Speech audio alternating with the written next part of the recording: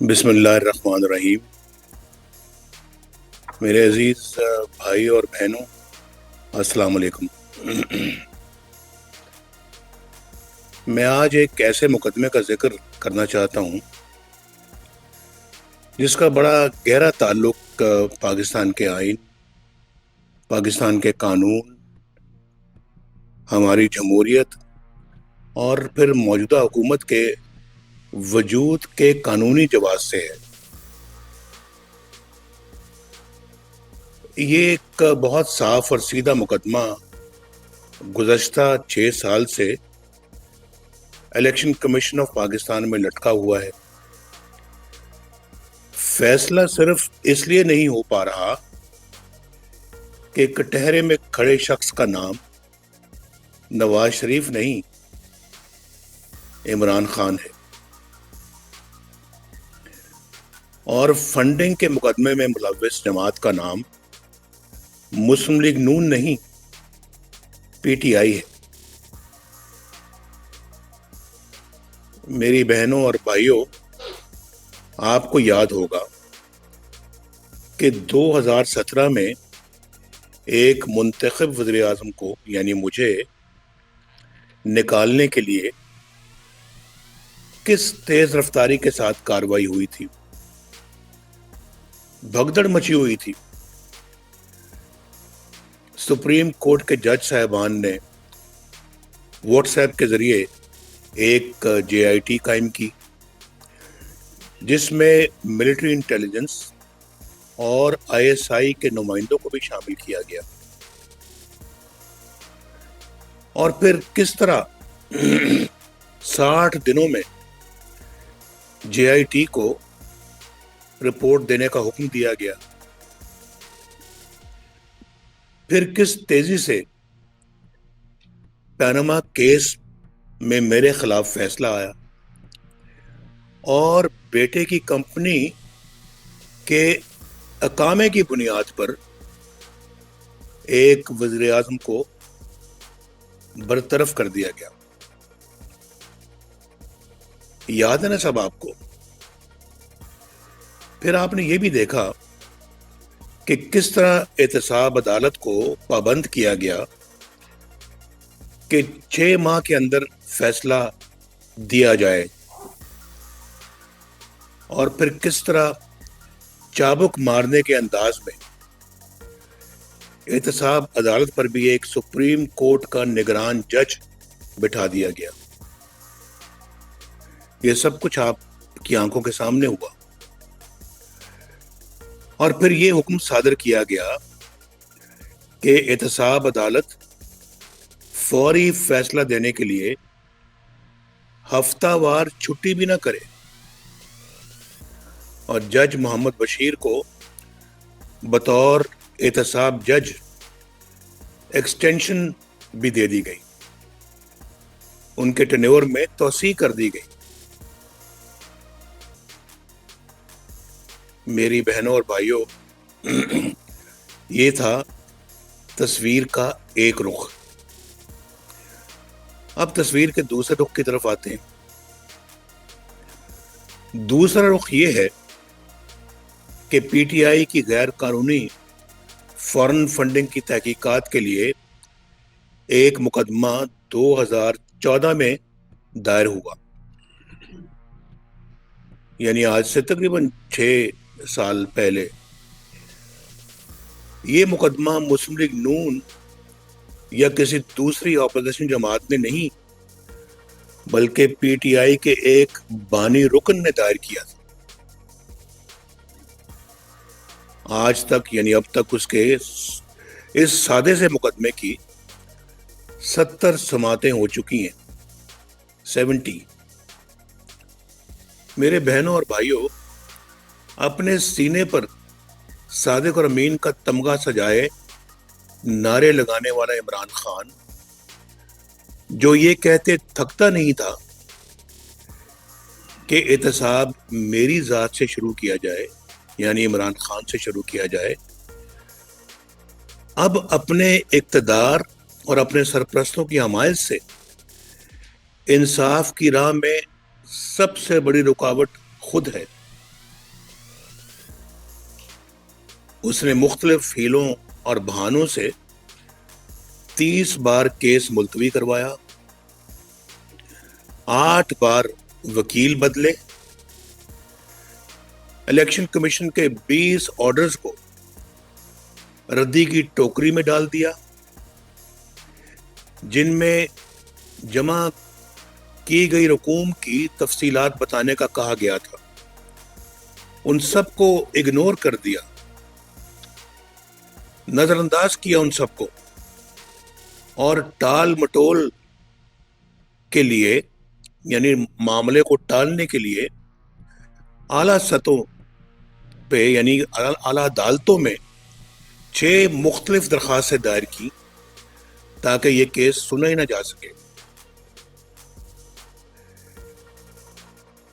مارچ 2018 میں election commission نے P T I foreign funding کی جانچ پڑتال کے لیے ایک اسکروٹنی کمیٹی قائم کر دی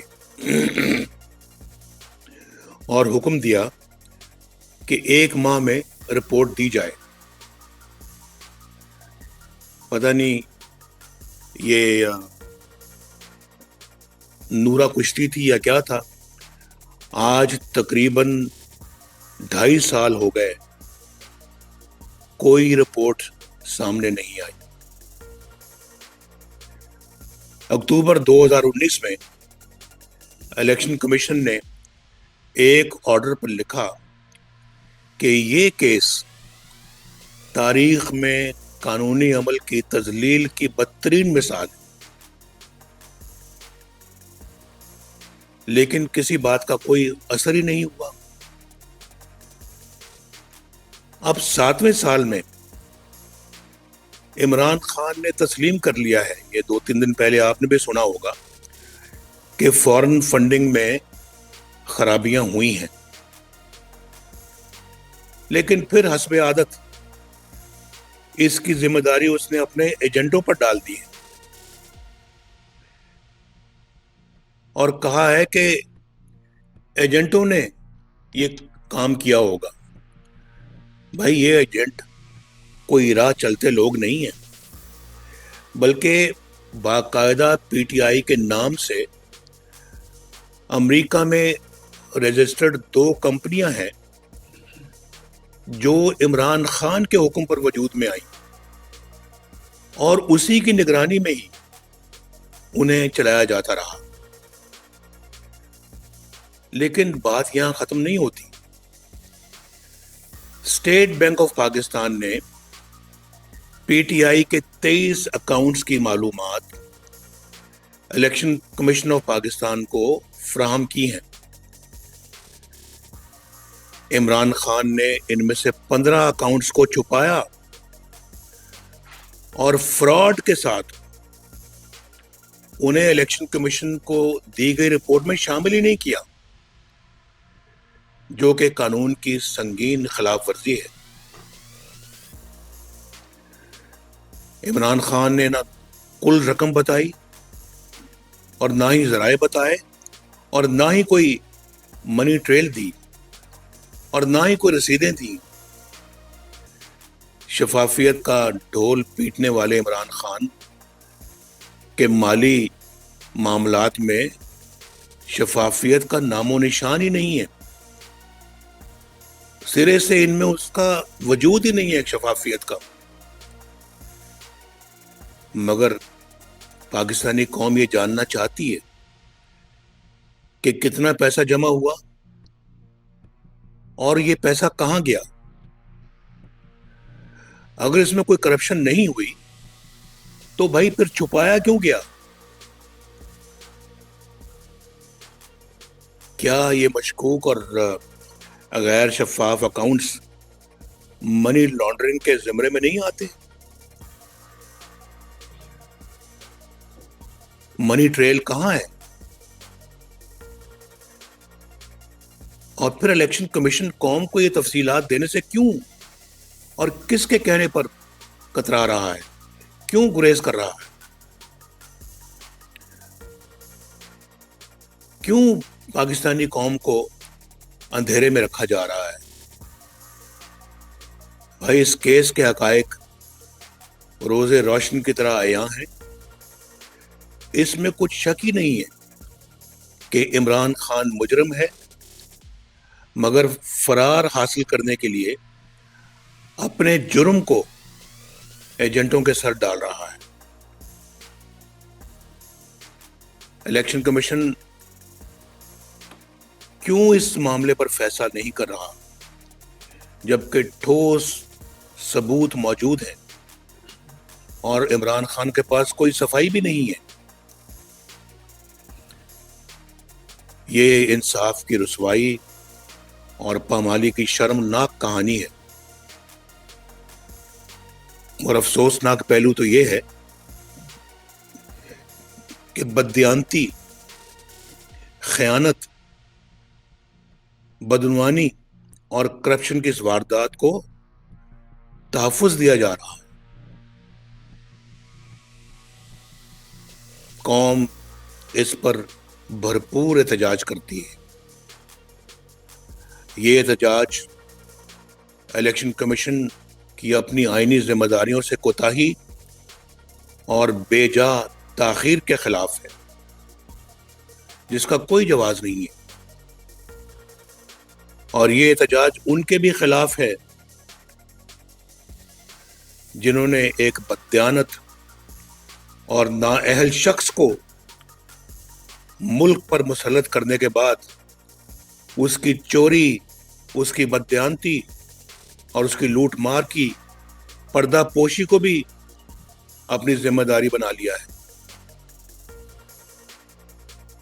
19 جنوری کو پی ڈی ایم نے الیکشن کمیشن اسلام آباد کے سامنے احتجاج کرنے کا فیصلہ کیا ہے۔ میری آپ سے درخواست ہے، میرے بہنوں اور بھائیوں، آپ بھی پی ڈی ایم کی آواز میں آواز ملا کر بھرپور احتجاج ریکارڈ کروائیں اور پاکستان کو ناانصافیوں سے آزاد کروائیں۔ بہت شکریہ۔